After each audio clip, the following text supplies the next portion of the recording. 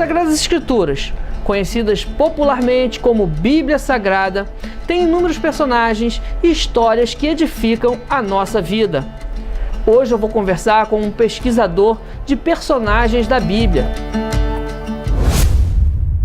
Pastor Ciro Zibordi. Ele tem se debruçado a estudar o perfil e o dia a dia de personagens das Sagradas Escrituras. Pastor Ciro, é um prazer conversar com o senhor no dia de hoje. Igualmente, Pastor Jorge, uma honra, prazer estar aqui falando com o irmão sobre os personagens da Bíblia, os pregadores da Bíblia, mais precisamente. Pois é, Os Pregadores da Bíblia é o nome da série de livros que o senhor tem escrito ao longo do ano de 2018, né? Lançaram-se 3 livros ao mesmo tempo, praticamente. É verdade, são 7 livros ao todo. No ano de 2018 nós tivemos João Batista, Estevão e Pedro, que foram lançados aí no espaço de 4 meses, 4, 5 meses mais ou menos, né? Bom, vamos falar sobre os personagens da Bíblia. No que um personagem da Bíblia, ele é contextualizado para o dia de hoje e ele tem a acrescentar a vida de uma pessoa simples, uma pessoa comum, uma pessoa que não tem nenhuma experiência espiritual, por exemplo. A nossa proposta ao fazer essa série é justamente esta. Claro que tem uma abordagem acadêmica, tudo, uma pesquisa séria por trás, né? Para apresentar esses personagens à luz da Bíblia e também à luz da literatura paralela, história, etc. Mas fazendo uma conexão com os dias de hoje. Então, por exemplo, João Batista é um personagem conhecido como precursor de Cristo e tal, mas o próprio título do livro, quando você vê João Batista, o pregador politicamente incorreto, você já vê que tem uma conexão com os dias de hoje, que hoje em dia que se fala muito dessa famosa expressão, conhecida como a ditadura do politicamente correto. Então eu faço essa contextualização justamente com o objetivo, como eu dizia, de atender, estou, claro, pensando no público acadêmico, mas sobretudo pensando também no leitor comum, aquela pessoa. Às vezes uma das coisas que mais me alegra como escritor é quando alguém me procura e diz: ô irmão Ciro, o primeiro livro que eu li foi o seu e tal. Ou seja, é um dos meus desafios também, nesse tempo em que a gente percebe que a leitura tem diminuído, né? No mundo todo as pessoas têm lido menos, né? A gente percebe isso aí, há pesquisas também nesse sentido, né? Então você conquistar leitores é muito importante. É um desafio, né? Também. É um desafio. Então eu creio que abordar os personagens bíblicos, fazendo essa contextualização, fazendo um link, uma conexão com o que está acontecendo nos dias de hoje, foi a maneira que Deus me orientou, né, a fazer essa abordagem para justamente conquistar leitores também. Bom, falou sobre João Batista, vamos começar por ele. Que características João Batista tem que lhe chamaram assim a atenção e que lhe fez despertar, né, para um novo ângulo de enxergar a Bíblia Sagrada? Bom, primeiro que João Batista, assim, modéstia à parte, né, vou usar esse termo aqui logo de início, não existe um livro hoje em dia. Claro, já temos livros que já estão esgotados, tal, no passado, mas hoje, na atualidade, se você entrar numa livraria e perguntar por um livro sobre João Batista, você praticamente não vai encontrar. Então até priorizei, quando eu comecei a fazer essa série, priorizei os personagens que são pouco explorados ainda, né? Então João Batista é aquele personagem conhecido de todos, precursor de Cristo, por isso até ele é o que abre essa série, mas chama atenção no caso de João Batista que ele é um personagem que viveu nos tempos do Novo Testamento, mas que foi também o último profeta nos moldes do Antigo Testamento, né? Então ele veio para preparar o caminho de Cristo. O único personagem além de Jesus do Novo Testamento que tem profecias a respeito dele é o próprio João Batista, né? Lá Isaías falou, voz que clama no deserto, Zacarias, ou melhor, Malaquias também falou, não é? Que ele seria o Elias e tal. Marcos até quando cita, ele diz Isaías, mas ele faz uma junção entre Malaquias e Isaías, porque naquela época era comum você citar às vezes, 2 profetas e dar o crédito para aquele que era mais conhecido, que era o caso de Isaías. Então, ele é um importante personagem, justamente porque ele veio para preparar o caminho do Senhor, veio como um profeta do Antigo Testamento, vivendo no Novo Testamento, né? A Bíblia tem aquela ênfase lá em João, né? João capítulo 1, versículo 6, houve um homem enviado de Deus cujo nome era João. Esse termo enviado é um termo no grego análogo de apóstolo. Alguém pode até perguntar, por que João Batista não foi um dos apóstolos?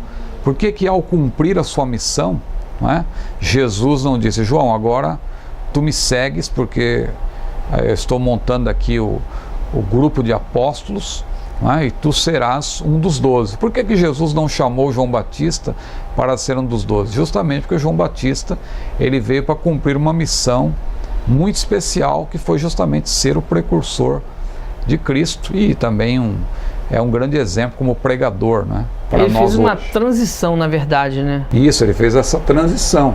Agora, como é que foi compreender, né, esse aspecto tão específico, né? Como é que foi para trazer isso numa aplicação para o dia de hoje? O conteúdo da pregação de João Batista é um conteúdo muito atual.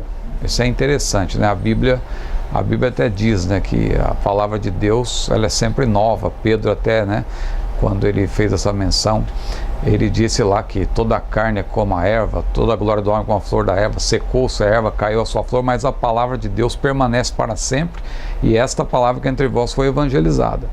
Então, a gente vê isso em João Batista. João Batista, por exemplo, ele tem uma pregação. Se a gente ler Lucas, no Evangelho segundo Lucas é o que aborda esse aspecto, não é? Porque em Mateus você encontra mais aquela ênfase, né? Vós que clamam do deserto, endireitai as vossas veredas, já está posto o machado à raiz das árvores, produzir frutos dignos de arrependimento. Também a ênfase para o batismo com o Espírito Santo, quando ele diz, eu vos batizarei com água, mas aquele que vem após mim é mais poderoso do que eu e tal, e vos batizará com o Espírito Santo e com fogo. Em Mateus você encontra mais essa ênfase, só que em Lucas você vê inclusive João Batista apresentando uma mensagem para os soldados que o procuraram, uma mensagem também, claro, crítica para os religiosos da época, os fariseus e saduceus, que isso dá para fazer uma aplicação para os dias de hoje, para os soldados, para o povo em geral. Inclusive uma mensagem interessante para se pregar são as 7 mensagens de João Batista, porque a gente vê ali em Lucas 3 claramente que ele dirigiu a sua palavra a 7 diferentes públicos, né, com 7 diferentes ênfases, né? Então tudo isso tem uma conexão com os dias de hoje.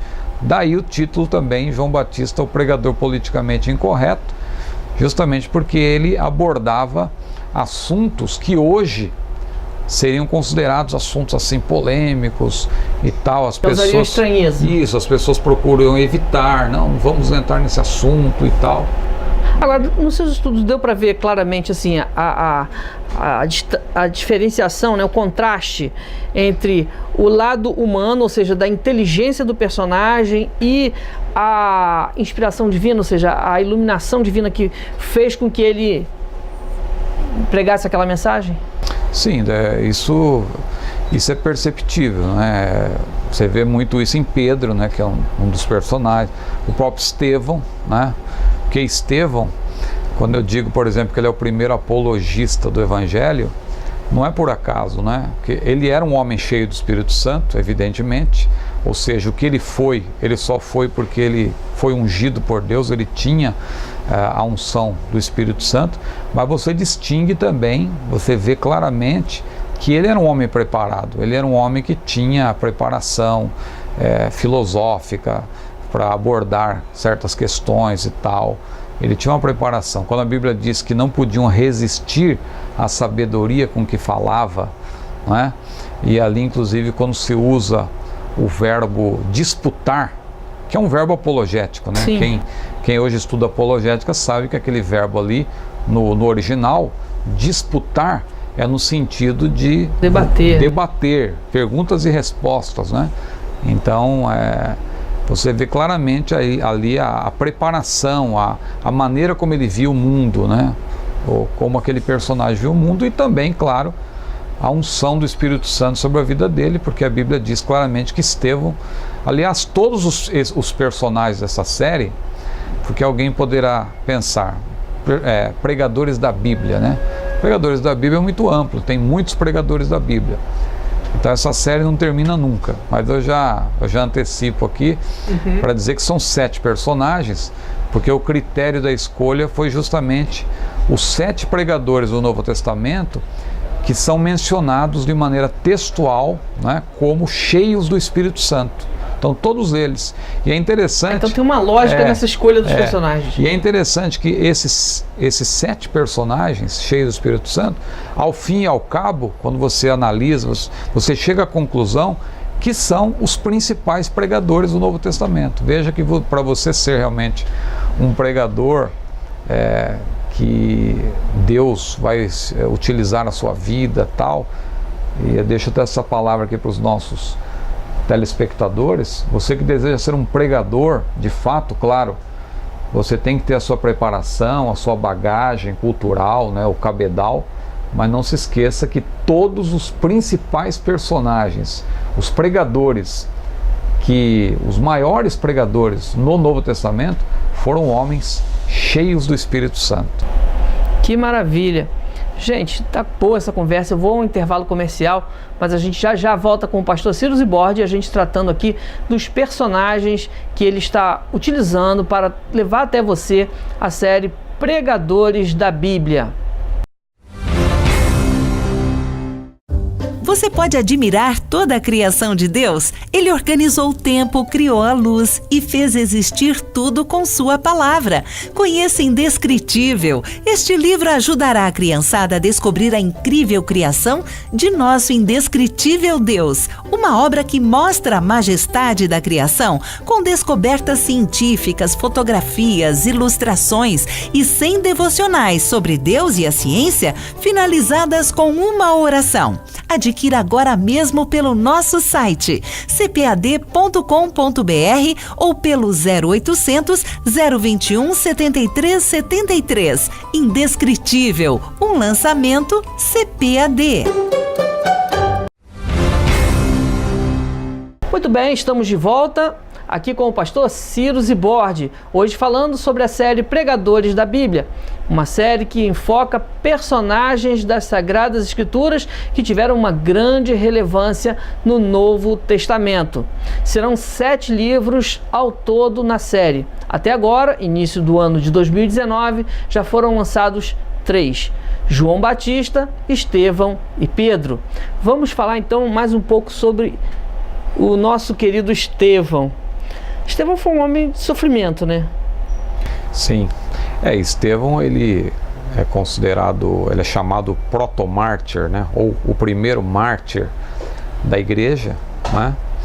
Mas ele não foi pioneiro apenas no que tange ao martírio. Além dele ter sido o primeiro mártir, ele foi também o primeiro diácono, porque daquela lista seleta de 7 diáconos, ali a Bíblia deixa claro que houve uma eleição.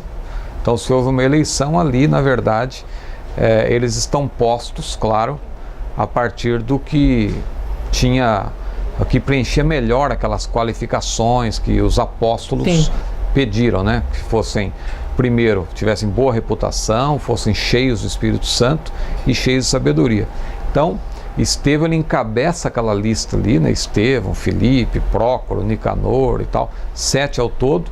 Então ele foi pioneiro no que tange a diaconia, né? Se bem que o termo diácono não aparece ali, é um termo que depois vai aparecer nas cartas de Paulo, mas, claro, os eruditos, a maioria dos eruditos concorda que o diaconato foi instituído ali, né? Então, tendo Estevão como o primeiro dos diáconos, também o primeiro apologista, né?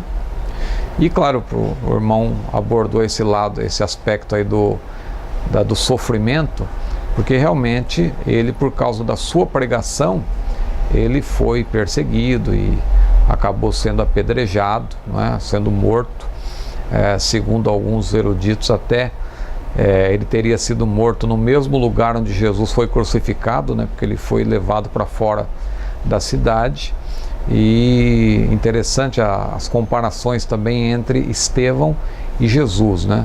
Se ele morreu, como tudo indica, no mesmo lugar, no Gólgota, né? Onde Jesus foi crucificado, só que Estevão foi apedrejado, também ele pronunciou aquela palavra de perdão. Assim como Jesus disse: Pai, perdoa-lhes porque não sabem o que fazem, Estevão também disse: Pai, não lhes imputes esse pecado. A diferença é que Jesus perdoou e depois entregou o seu espírito. Diz: Pai, nas tuas mãos entrego o meu espírito.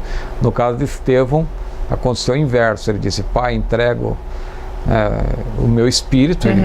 E em seguida ele disse: não lhes imputes este pecado, né? Mas morreu de uma maneira similar, traumática, ao seu Senhor, trágica. Se bem que Jesus, só explicando, Jesus não foi um mártir, né? Jesus, é bom colocar isso, porque alguém pode pensar que ele foi simplesmente um mártir. Estevão foi um mártir porque ele acabou sendo morto por uma causa e tal. Jesus também, é bom que se diga isso, ele veio para morrer por nossos pecados, mas ele não foi morto prioritariamente porque quiseram matá-lo. Ele morreu porque ele veio, ele disse: eu dou a minha vida e tenho poder para tornar a tomá-la, e este mandamento eu recebi de meu Pai. Então ele morreu prioritariamente porque ele quis dar a sua vida. Exatamente, é isso que é belo na Bíblia, né? Que ele escolheu esse caminho, podia não ter feito, mas escolheu esse caminho, caminho de sofrimento, um caminho de aparentemente derrota, mas ele fez por amor. Inclusive nesse livro de Estevão, o irmão falou de aparentemente derrota. O último capítulo deste livro, o título é Vencido, Vence, Vencedor, que é justamente uma comparação com a conquista da Grécia por Roma. Quando Roma conquistou a Grécia, né? Claro, Roma venceu a guerra, mas depois, como eles levaram todos aqueles intelectuais da Grécia, os filósofos e tal, como prisioneiros, esses intelectuais, eles foram ali se estabelecendo em Roma. E hoje quem visita as ruínas que tem em Roma, na verdade são monumentos gregos, né? São monumentos gregos e tal, por influência dos gregos, a filosofia grega. E aí interessante a invasão cultural, a invasão cultural. Objetivamente. E aí surgiu, inclusive, na época, aquele ditado, né? Que Grécia vencida venceu seu vencedor. Então eu faço essa comparação até no caso de Estevão em relação a Paulo.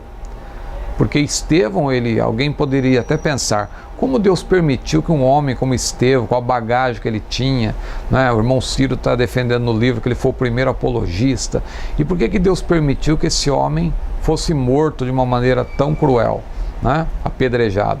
Mas tudo isso estava dentro do propósito de Deus, porque depois Estevão jamais saiu da mente de Paulo, jamais saiu do coração de Paulo.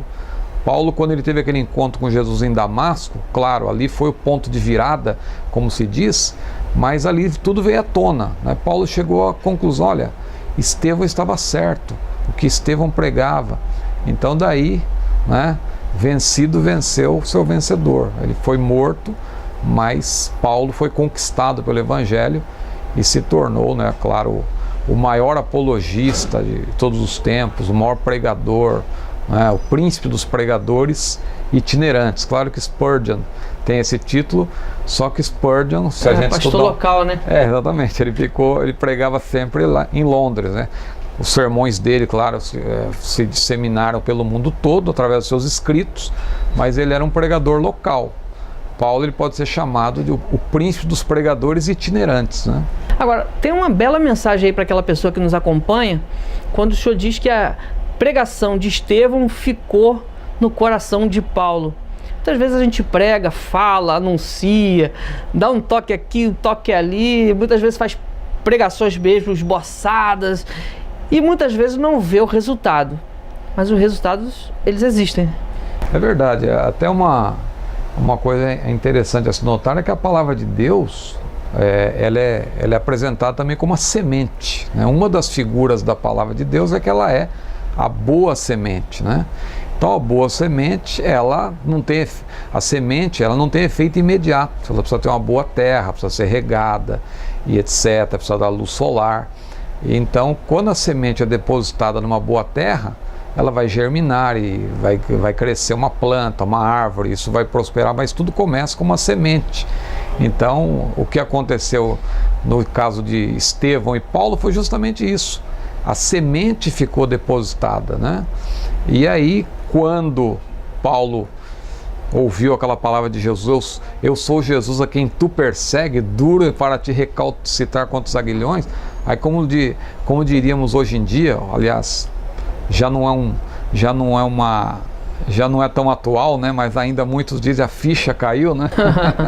Quando a ficha caiu foi que Paulo percebeu. Inclusive ele cita, eu acho interessante isso, que lá em Atos 22, quando Paulo está falando ali diante dos 70 membros do Sinédrio e com a presença daquele tribuno romano, Cláudio Lísias, ele cita Estevão como a testemunha, né? Ele cita ali, a gente vê claramente que Estevão estava na mente de Paulo, né? Daí que o vencido venceu o seu vencedor, não é? Pastor Ciro, eu estava pensando aqui, nós falamos sobre Estevão, um homem cheio do Espírito Santo, assim como João Batista foi, assim como Pedro também foi, e é quase que impossível a gente não relacionar algumas coisas. Por exemplo, foram homens cheios do Espírito Santo. Sim. Ao mesmo tempo em que eram homens cheios do Espírito Santo, eles tiveram algumas falhas, algumas fraquezas em determinados momentos, e à medida em que eram cheios e eram utilizados, eles se metiam em confusão, ou seja, perseguições, lutas, né? E no caso de João Batista teve um fim na prisão, no caso de Estevão ele foi apedrejado. Quer dizer, como é que é essa relação entre ser cheio do Espírito Santo e ao mesmo tempo ter luta, ter tribulação? Como é que o senhor viu isso? No caso de Pedro em especial, a gente vê muito essa alternância, né, esses altos e baixos. Se bem que, no caso de Pedro, a gente percebe também um ponto de virada, vamos dizer assim, né? Não foi necessariamente aquela conversa final com Jesus, quando Jesus já havia ressuscitado, Cristo ressurreto. Ali ele ainda estava inseguro, mas no momento em que Pedro passou a ser cheio do Espírito Santo, porque esse termo cheio do Espírito Santo pressupõe, claro, um relacionamento com o Espírito Santo. Não é simplesmente como acontecia no Antigo Testamento, nos tempos do Antigo Testamento, que o Espírito Santo vinha sobre a pessoa, né? A Bíblia menciona lá o caso de Gideão, o próprio caso de Josué, o próprio Sansão, né? Diz que o Espírito Santo se apoderava dele possantemente. Mas era algo assim que eles eram capacitados para uma obra específica, mas me parece que em alguns casos não havia um relacionamento de comunhão com o Espírito Santo. Quando você vê os pregadores do Novo Testamento, esses 7 pregadores, e Pedro é um deles, a gente vê que eles tinham um relacionamento, porque ser cheio do Espírito Santo é justamente ser dominado, ser inteiramente controlado pelo Espírito Santo. Agora, é evidente que isso não impede, né, que a pessoa tenha os seus tropeços, né? O caso de Pedro, tem aquele exemplo não sei se fica claro, se eu pensei corretamente, mas, por exemplo, Saul teve um momento em que ele foi cheio do Espírito. Sim. Mas ele não tinha um relacionamento, tanto é que ele tinha uma variação muito rápida e brusca de temperamento e comportamento. Sim. O que demonstra esse fato de que não há realmente um relacionamento. Exato, e no caso de Pedro, a gente vê que a partir do Pentecostes especialmente, Pedro ele se mantém numa conduta correta, numa postura assim, de completa dependência do Espírito Santo, mas ele continua sendo um ser humano.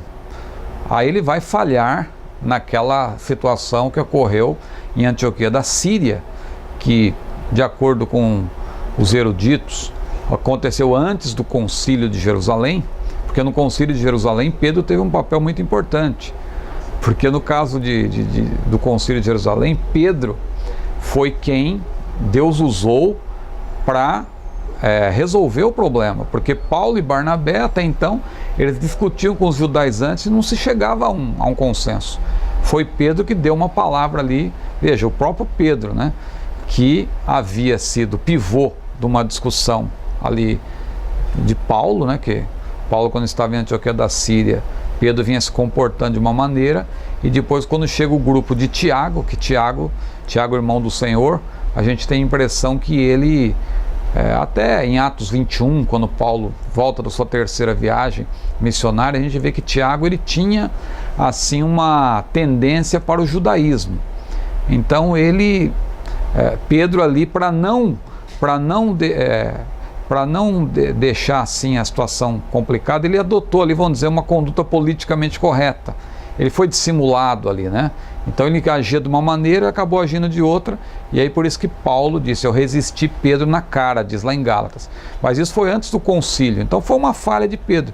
Mas depois ele conserta isso de uma maneira, ele sai de cena, aliás, né? A maneira como Pedro sai de cena em Atos é uma maneira muito bonita, porque a última menção de Pedro em Atos é Atos 15, quando ele dá uma palavra sobre a graça de Deus. É interessante a vida de Pedro, que ele sai de cena em Atos falando da graça de Deus, e ele sai de cena nos seus últimos escritos, na sua última epístola, segunda epístola, capítulo 3, versículo 18, ele termina falando o quê? A graça do Senhor na verdade, crescei antes na graça e no conhecimento do Senhor Jesus Cristo. Então ele menciona a graça quando ele sai de cena nas suas epístolas, e ele menciona a graça também em Atos, quando ele dá aquela palavra falando sobre a graça de Deus e resolve o problema ali, porque não havia consenso. Então a gente vê com isso, a grande lição de tudo isso é que nós, com todas as nossas imperfeições, e Pedro, a gente diz até para os nossos telespectadores isso, ninguém pode ilustrar melhor o que é o ser humano do que o apóstolo Pedro, um homem de altos e baixos. Mas quando ele foi cheio do Espírito Santo, mesmo Pedro, com todos os seus defeitos, com todas as suas dificuldades, uma hora ele diz que Jesus é o Cristo, o Filho de Deus, e pouco tempo depois ele tenta convencer Jesus a não morrer na cruz, sendo que foi esse o principal propósito de Jesus ter vindo, né? Até Jesus repreendeu Pedro, e mais do que Pedro, aquele que estava influenciando Pedro, que era Satanás, né? Pedro, claro, não foi possuído por Satanás, ele foi influenciado, porque o Satanás, o diabo age por possessão ou por influência. Não, utilizando a própria lógica humana, né? Isso, exatamente. Ele é melhor o mestre não ir, porque, né? Aí Jesus diz: para trás de mim, Satanás. Porque Pedro era assim, ele alternava muito nas suas opiniões e tal, mas quando ele é cheio do Espírito Santo, a gente vê que a vida dele teve uma constância, né? E chama muita atenção também, o caso de Pedro, é que ele foi escolhido para ser o líder da igreja, o líder entre os apóstolos, né? Depois ele vai perdendo um pouco desse protagonismo, porque ele se torna um pregador itinerante. É interessante que hoje em dia, né, a pessoa primeiro é itinerante, um pregador itinerante, para depois, agora eu quero ser pastor, quero descansar um pouco, essa vida de itinerância é muito cansativa. O caso de Pedro foi diferente, ele primeiro foi líder, primeiro foi pastor, para depois, você vê lá em Atos 9, ele começa a visitar várias partes, e é possível até que ele esteve em Corinto, porque Paulo menciona, inclusive, que havia 4 partidos na igreja de Corinto, e um deles era justamente aqueles que diziam: eu sou de Pedro, né? Porque Pedro possivelmente também fez uma turnê, usando um termo aí do mundo artístico, mas que turnê... Uma passagem, né? Turnê no francês é justamente... você passar por vários lugares e tal. Então Pedro fez uma turnê, possivelmente pela Europa, e alguém diz até que ele viveu um tempo em Roma, né? Isso não é tão... não dá para ser dogmático quanto a isso. O que nós podemos afirmar, veja que a gente fica meio... Mas o que é mais provável é que ele morreu em Roma, ele foi martirizado em Roma. Agora, que ele tenha vivido em Roma e sido pastor da igreja em Roma, isso já é mais defendido, claro, pela igreja da maioria, né? A igreja, o catolicismo romano, mas que nós temos ainda dúvidas quanto a isso, né? Muito bem, eu vou a um rápido intervalo comercial e já volto conversando com o pastor Ciro Zibordi. Conheça os livros da série Pregadores da Bíblia de Ciro Sanches Zibordi. Serão 7 livros e os 3 primeiros já estão à venda. João, o pregador politicamente incorreto. Estevão, o primeiro apologista do Evangelho. E Pedro, o primeiro pregador pentecostal. Adquira agora mesmo pelo nosso site www.cpad.com.br ou pelo 0800 021 7373. Série Pregadores da Bíblia. Mais um produto com a qualidade CPAD. Muito bem, estamos de volta, hoje conversando com o pastor Ciro Zibordi sobre a série de livros Pregadores da Bíblia. Talvez você não saiba, mas 3 volumes estão entre os 10 mais vendidos da CPAD. Isso é uma prova inequívoca de que o público está gostando da série, está absorvendo um pouco do muito que o pastor Ciro tem a nos oferecer. E no programa de hoje a gente está falando sobre essas maravilhas da palavra de Deus. Pastor Ciro, voltando ainda sobre Pedro, né? Pedro é um homem que marca profundamente a igreja. Nós falávamos no bloco anterior que ele teve uma passagem, tornou-se itinerante. O que mais marcou o senhor na vida de Pedro? Pedro, eu acho interessante que Pedro ele foi chamado para ser um pescador de homens, né? Aparentemente ele foi tirado do mar da Galileia, ou seja, Jesus o convidou para sair do mar da Galileia, né? Para ser um pescador de homens. Só que quando você examina com cuidado a biografia de Pedro, especialmente antes do Pentecostes, você vê que Pedro, ele não saía das águas, né? Ele, na verdade, ele continuava nas águas. Ele teve várias provações na água, né? Inclusive tem um capítulo que eu intitulo, sobre isso, né? Eu intitulo Provado pela Água, né? Que tem, fazendo um trocadilho até, que tem alguns filmes são prova de fogo, provado pelo fogo. Esse eu fiz provado pela água, porque ele realmente, desde o início, você vê Pedro, ao ser chamado, ele estava ali no Mar da Galileia, a sua confirmação para ser um pescador de homens, a sua confirmação para ser um apóstolo, e também ele ali andando por sobre as águas, numa outra ocasião, também numa tempestade. Então, chama bastante atenção isso na vida de Pedro, mas o que eu acho que chama mais atenção é esse, estou usando bastante esse termo, esse ponto de virada, né? Ponto de virada na vida de Pedro, que foi justamente quando ele se tornou um homem verdadeiramente cheio do Espírito Santo. Não apenas batizado com o Espírito Santo, né? Porque as ministrações do Espírito Santo, às vezes, elas se confundem, ou talvez elas se interconectam, mas são bem definidas teologicamente.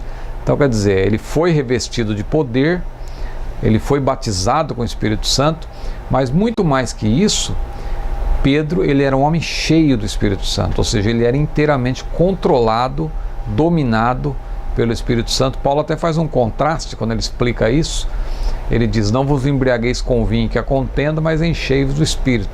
Em outras palavras, ele está dizendo: olha, assim como uma pessoa que está sob o efeito do álcool, sob o efeito da bebida, ela comete coisas absurdas, porque ela está sob o efeito da bebida, uma pessoa que está cheia do Espírito Santo, ela vai fazer aquilo que é correto, ela vai andar segundo a direção do Espírito, porque justamente ela está cheia do Espírito Santo.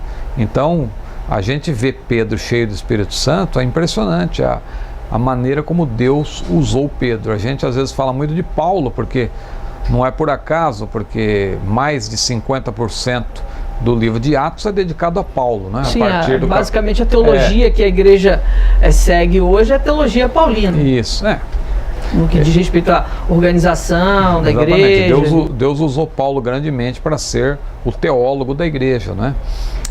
Mas Pedro, juntamente com Paulo, se a gente fizer até uma comparação das vezes em que as palavras Pedro e Paulo aparecem no Novo Testamento, a gente vai ver que é praticamente a mesma quantidade, sendo que Pedro, claro, ele começa a ser mencionado nos evangelhos. Paulo só vai começar a aparecer no capítulo 9 de Atos, ou no capítulo 6, né? Porque no capítulo 6 ali, de maneira indireta, quando se mencionam aquelas sinagogas, né, dos libertinos e tal, ali também se menciona os sireneus, né, e também os da Cilícia, que Paulo era da Cilícia. Então possivelmente Paulo também estava ali presente naquele debate com Estevão, então indiretamente Paulo já aparece ali no capítulo 6 de Atos.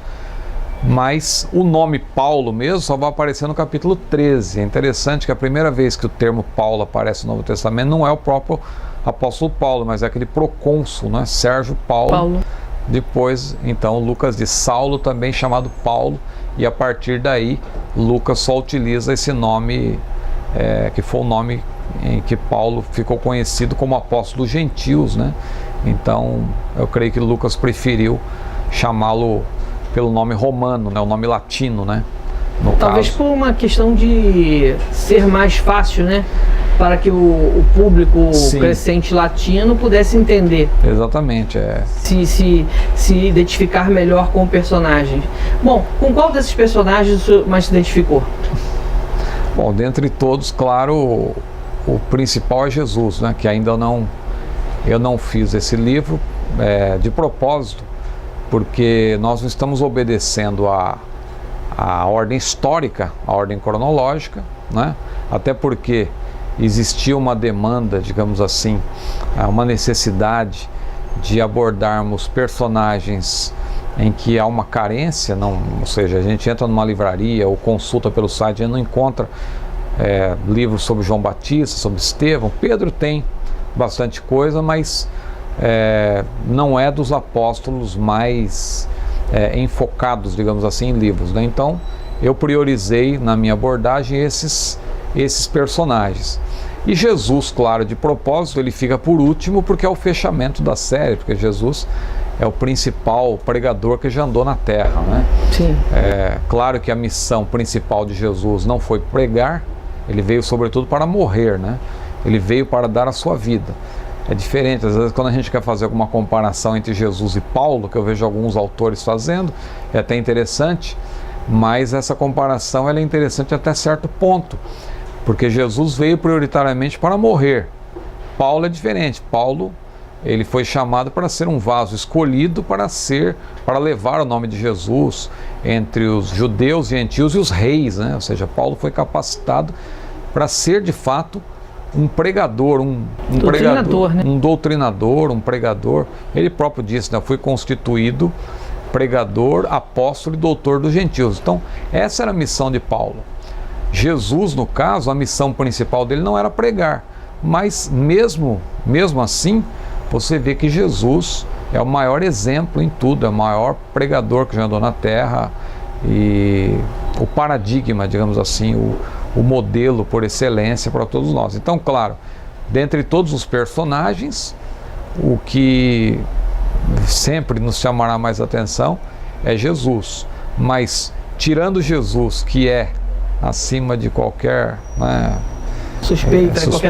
qualquer dúvida, o principal, eu fiquei muito, claro, Paulo, a gente tem vários livros sobre Paulo, mas Paulo sempre desperta muito interesse. Pastor Ciro, organizacionalmente, como estão constituídos os livros da série? Só para falar um pouco da série, a série são 7 livros e cada livro tem 7 capítulos, né? Então foi a maneira como, quando surgiu essa série, talvez seja bem utilizando a numerologia bíblica, né? Talvez seja interessante até falar um pouco como surgiu essa série, que eu estava pensando a priori em fazer um único livro sobre os pregadores cheios do Espírito Santo. E quando eu estava pesquisando, eu pensava, meu Deus, mas vai ficar um livro muito longo, né? Então eu vou condensar, vou tentar fazer aqui, mas como condensar, por exemplo, a vida e a obra de Paulo num capítulo só, por exemplo? Que a priori eu queria dar um capítulo para cada personagem. Então João Batista seria um, Paulo seria outro, mas aí a dificuldade era muito grande. Então eu comecei a pensar que seria interessante fazer uma série, né? Uma série talvez seria mais interessante. Só que eu, claro, não tinha a ousadia de chegar e propor, olha, eu quero fazer uma série. Eu fiquei orando a Deus, esperando, e eu me lembro numa certa ocasião, o irmão Ronaldo, né, que foi a pessoa que Deus usou nesse sentido para me despertar para fazer essa série. Então ele me enviou uma mensagem, disse: Ciro, estou pensando em fazer uma série e tal, que eu montei alguma proposta? Aí que na hora me veio, eu disse: olha, tem isso aqui, estou pesquisando já há um bom tempo sobre isso, esses 7 pregadores. E aí quando o irmão Ronaldo deu ok, foi que eu fiz então todo o esboço. Porque como uma obra arquitetônica, você tem primeiro a criação, para depois ter a formação e a parte final, que é o acabamento, né?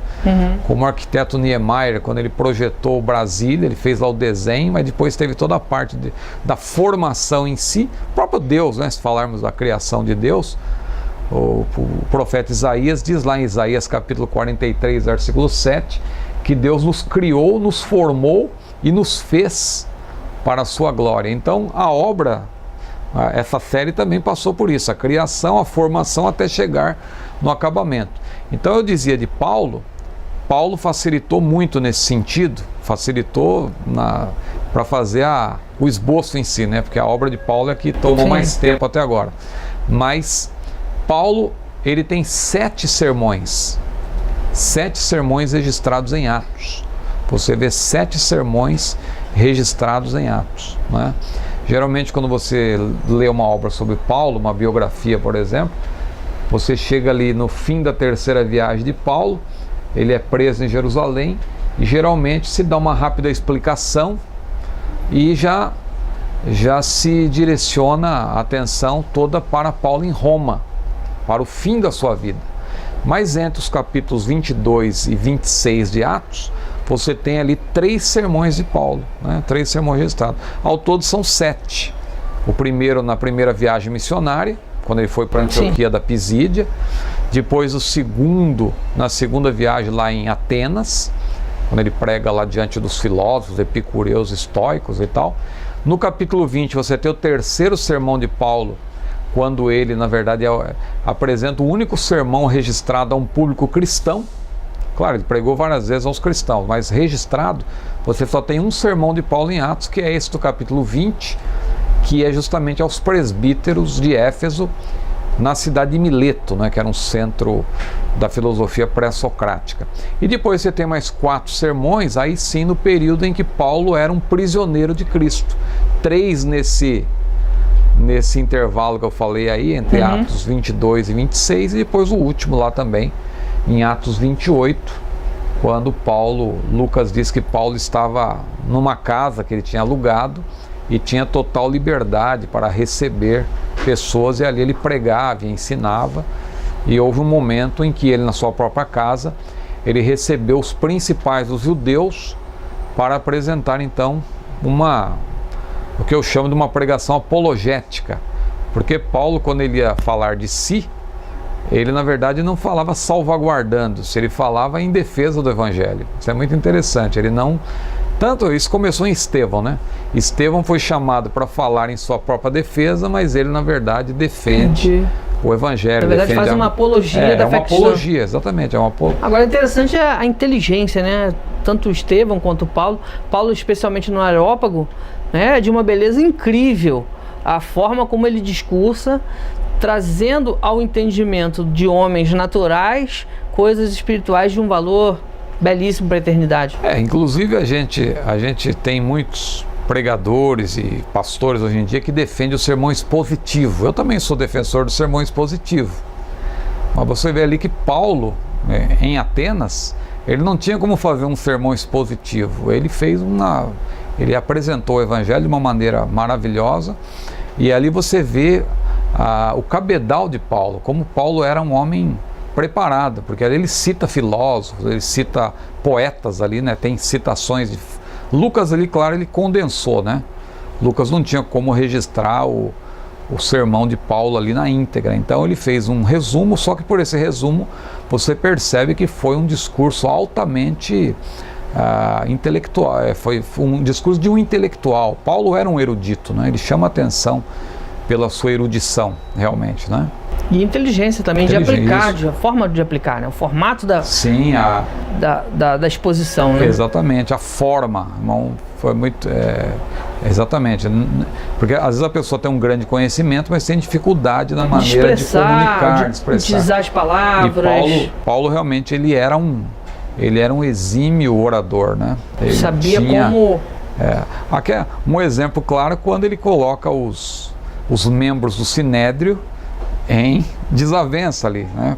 Paulo, que era um fariseu, ele conhecia bem o Sinédrio, sabia que o Sinédrio era, os 70 membros do Sinédrio em parte eram saduceus e fariseus, e sabendo, claro, que os fariseus criam no mundo espiritual, digamos assim, criam na ressurreição, ele ali coloca, olha, eu estou sendo aqui julgado pela esperança da ressurreição, não é?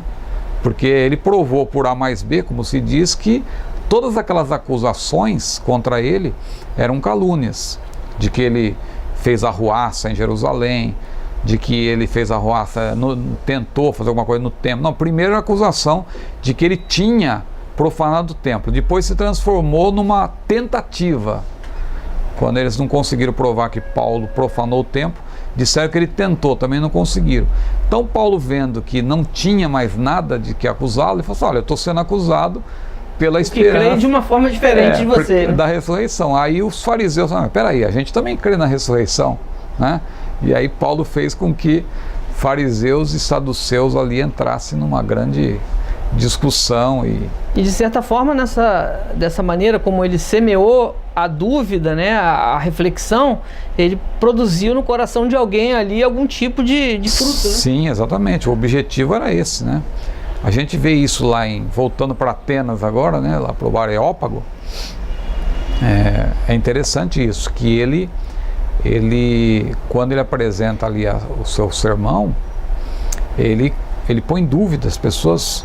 Primeiro ele começou é interessante ali Atos 17, que mostra que Paulo, ele era tão preparado por Deus que ele começa pregando na sinagoga, depois ele vai para a praça, né, a Agorá, né, ele vai para a praça onde havia ali o comércio e também alguns pequenos julgamentos, era a praça da cidade, e ali que ele chama a atenção. E os epicureus estoicos chamam Paulo para falar no Areópago, que era diante do conselho do Areópago, na verdade, que o conselho do Areópago se reunia nesse lugar elevado, chamado Areópago, que em grego são duas palavras, né? Areios pagos, que era na verdade ali o lugar onde se prestava culto ao deus Ares, né? Então ali era um lugar importante, lugar inclusive onde o próprio Sócrates apresentou sua apologia. Aquela obra Apologia de Sócrates, foi escrita por Platão, foi no Areópago também, né? Só que ali ele foi para se defender, se salvaguardar. Paulo não, Paulo ali ele defendeu o Evangelho. Que bacana, né? E ali, e é interessante, isso 5 séculos depois, né? Paulo vai ao mesmo local onde Sócrates esteve para defender o Evangelho. E ali você vê claramente, no final da pregação de Paulo, que uns criam, né? Uns diziam, olha Paulo, acerca disso te ouviremos outra vez. Outros já tinham dito, olha, o que quer dizer esse paroleiro, né? Parece que é pregador de deuses estranhos. Então ali o público se dividiu, mas chama atenção no fim de Atos 17, que um pequeno grupo ali, inclusive a Bíblia menciona nomes, né? A Bíblia menciona ali Dionísio e Dâmaris, né? Que eram pessoas influentes na época. Dionísio é chamado de Areopagita, que ele fazia parte do conselho do Areópago. Então esse homem creu. Então um dos iminentes membros ali do conselho do Areópago creu. Então, como Jesus deixou claro ali na parábola do semeador, a semente é a mesma. Não há um tipo de semente para cada tipo de terreno, mas dependendo-se do tipo de terreno vai ter ali o efeito, né? E realmente Paulo pregou ali uma palavra e teve um grupo que creu ali a palavra semente, né? Encontrou uma boa terra, né? Eu estou conversando hoje com o pastor Ciro Zibordi, autor e idealizador da série Pregadores da Bíblia. Dos 10 livros mais vendidos da CPAD, 3 são dessa série. O próximo personagem é Filipe. E você pode esperar que em breve estará nas lojas, nas livrarias do Brasil, na internet, na livraria virtual da CPAD, cpad.com.br, o livro à sua disposição. É só aguardar um pouquinho. Enquanto isso, espero que você aprecie demais essa série que já tem João Batista, Estevão e Pedro. Pastor Ciro, é uma honra ter o senhor aqui. A gente conversaria ainda por muito mais tempo, né? Mas o nosso tempo realmente é curto. Eu quero agradecer ao senhor por ter aceito o nosso convite e dizer que desejo que seja muito abençoado o seu trabalho, que alcance muitas vidas, que seja realmente uma semeadura que fique para a eternidade.